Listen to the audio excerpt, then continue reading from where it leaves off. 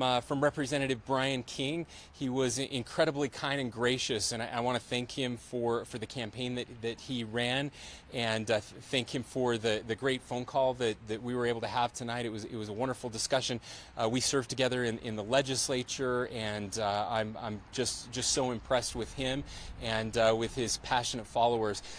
Tonight was a great night for the state of Utah, and really put an exclamation point on everything that Lieutenant Governor Henderson and I and our cabinet, our senior staff, the entire state of Utah, the legislators, mayors, commissioners, and the good people that live here have been able to accomplish over the past 4 years.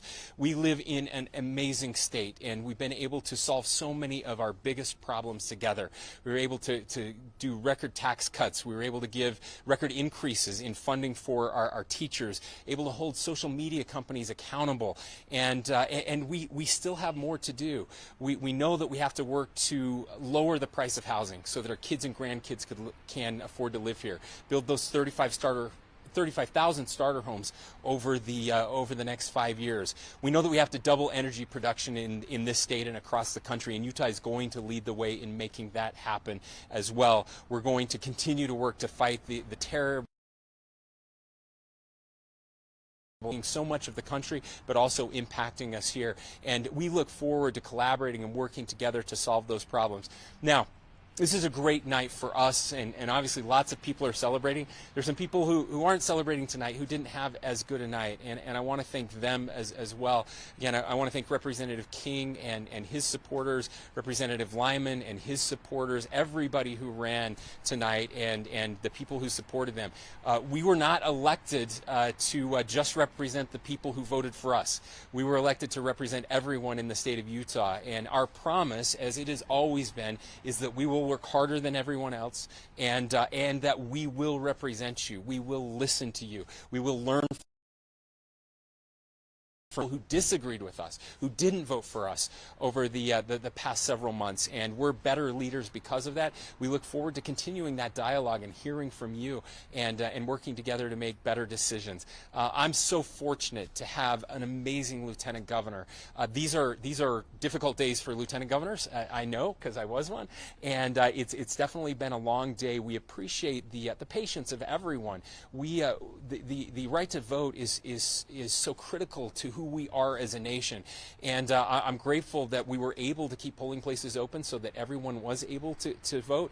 I'm grateful for the poll workers and the county clerks, everyone who has dedicated so much to get through today and to preserve these freedoms that mean so much to us. So again, congratulations to everyone who won tonight.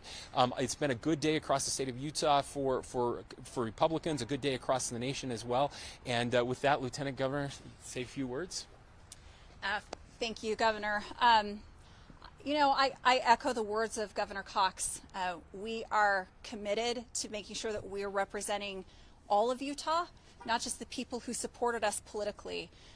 We came into office 4 years ago with the idea that we would make sure that Utah stayed special, that Utah was a leader in so many ways. And it's been a challenging 4 years, but we've been able to, I think, do a lot of really good things. We're excited about doing good things for the next 4 years. And I do want to say to the media that's here, I want to thank you for the way you have stepped up to make sure that Utahns have accurate voting information. We could not do what we do without the information that you put out to voters. And we're grateful for that. I am personally grateful for that. So I just want to acknowledge that. Thank you for doing your jobs well. Even if sometimes we don't like what you say, you do your jobs very, very well, and we want to acknowledge that. Thanks, Governor. We're happy to take a few questions. Governor, address the main allegations in Phil Lyman's claim. Did anyone in your campaign recruit the other two Lymans to get in the race? No, they did not. Look, these are hard campaigns for sure, and a lot of allegations have been thrown out there for sure, and that's those things happen.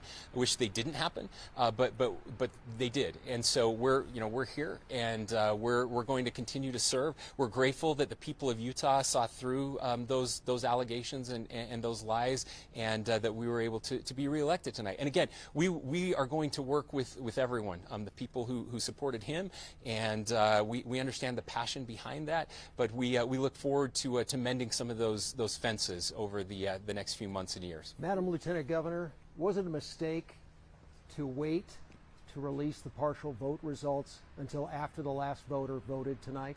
I don't think it was a mistake to wait. No, in fact, it's common practice. We wanted to make sure that people were able to vote without the influence of knowing what the results were preliminarily. What was the breakdown tonight? We're still waiting for all of that. The breakdown. Oh, the breakdown in the numbers of people voting, yeah. lack of polling places. Let me address that. I don't know that there was a breakdown. I don't think we can necessarily call it a breakdown. What we had was an influx of new voters. Really, a lot of these are provisional ballots, and provisional ballots take a lot longer.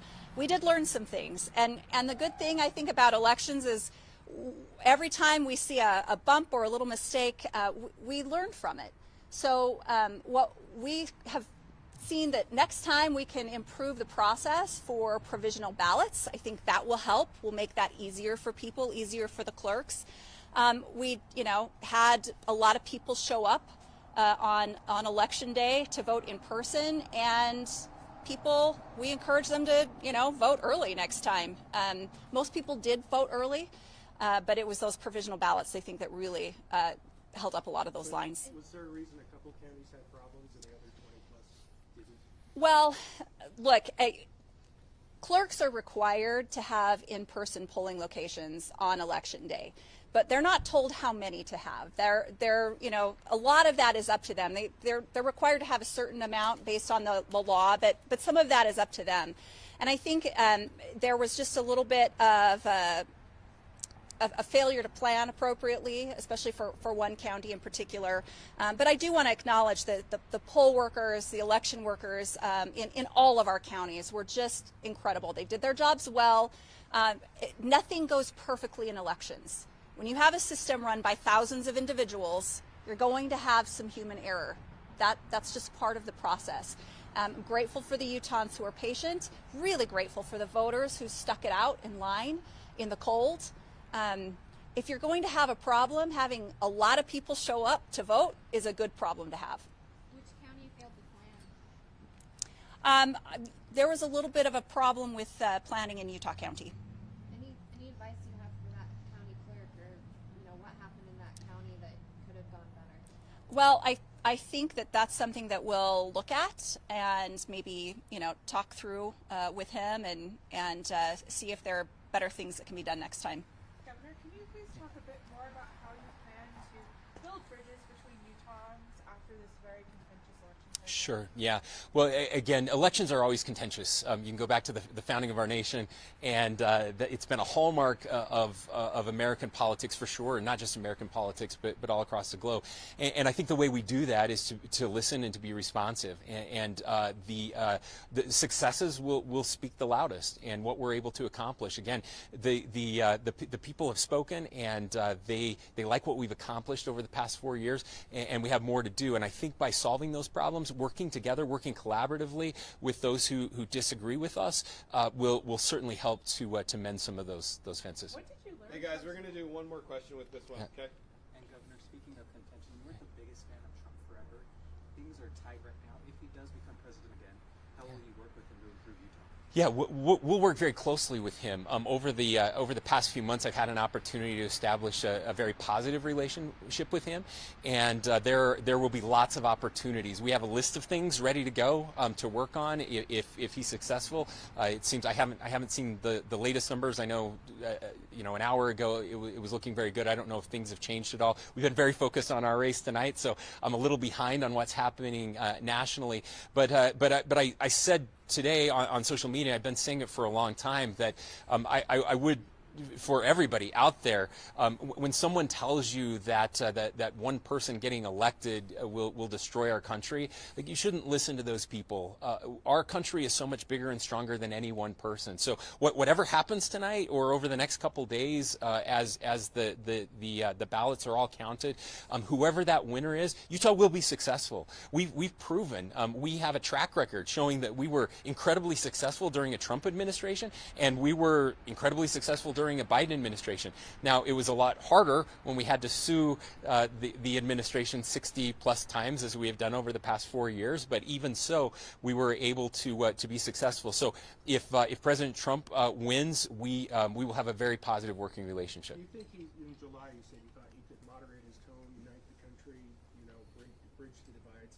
You still, since then, probably hasn't lived up to that hope. Yeah, no, he and I have had conversations about that. His style is obviously very different than ours, and it seems to have worked. We'll see what the final results come to be. But my hope is to be able to work with him and our party across the country to help bring our tone to the rest of the country. I believe that one of the reasons we're so successful is because of the way that we treat each other, and I believe he can be more successful if we're able to work together with people who disagree with us. Thanks, everyone. Have a great night. Thanks for waiting. Yeah, thank you so much. Para los latinos que votaron hoy por usted, ¿algún mensaje para los latinos que votaron hoy por usted? Bueno, pues muchísimas gracias a todos los que votaron para nosotros, a los latinos que viven aquí. Es un honor a seguir con ustedes y esperamos que todos se sienten seguros aquí y que tienen el más éxito posible. Gracias. Thanks, everyone.